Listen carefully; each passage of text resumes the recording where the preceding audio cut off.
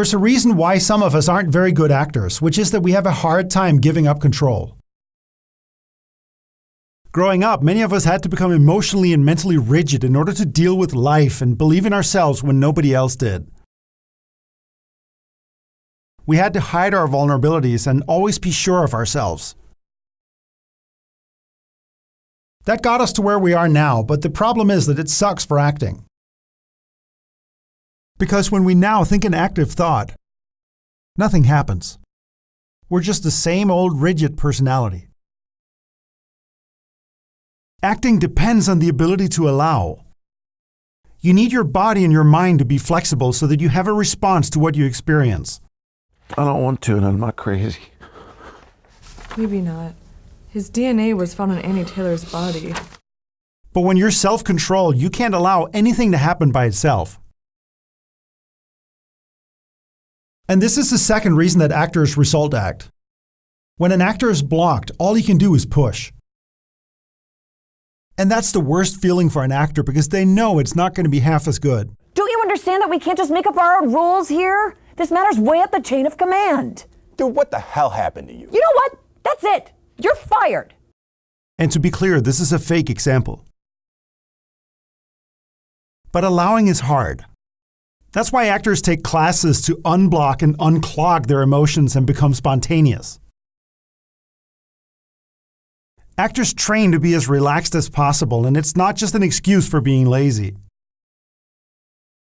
Even an actor playing a tough guy needs to be completely relaxed or the mechanism doesn't work.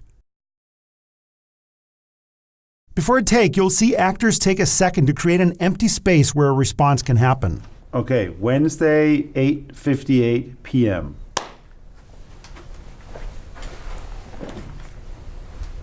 Hey, set. Okay, action. It's like putting a stick shift in neutral so it can quickly go in any direction. I like to call it starting from zero.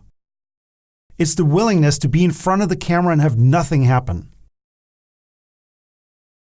When you really allow whatever comes, you start to tap into a more authentic behavior that comes from following impulses.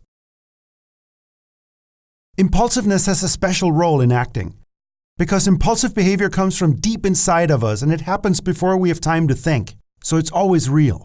But you're so used to dealing with the human equation, okay? That these are people. These are, listen to me, that these are people that are suffering and you don't have the time. You don't even.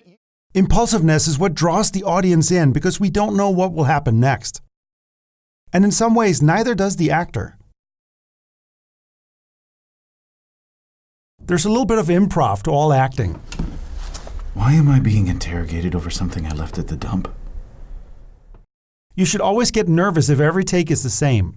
Why am I being interrogated over something I left at the dump?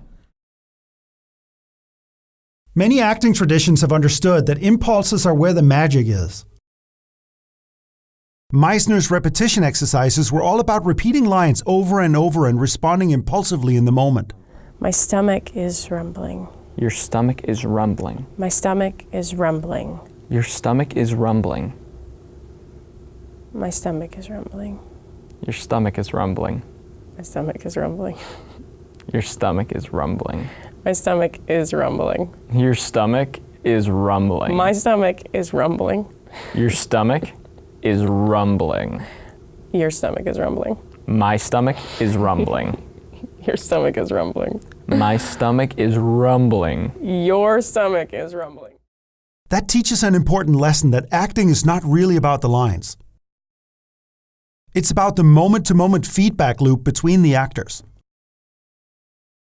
The actors are bouncing off of each other's energy, impulsively responding to each other in real time.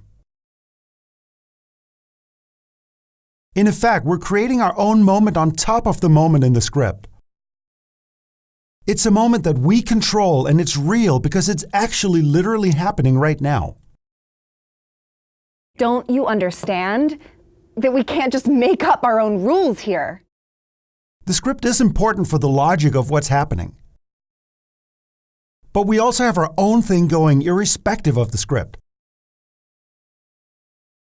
And this is where the real acting happens. I'm sorry. I really am. We're responding to each other, not just doing the lines when it's our turn to speak.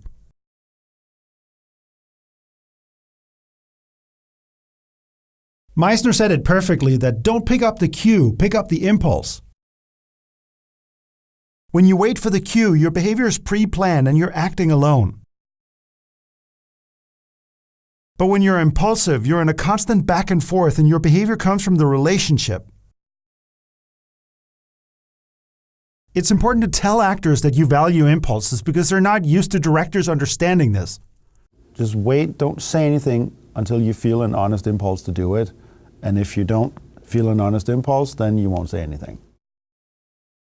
An honest impulse is always better than anything we could force, even if it means not getting your exact idea.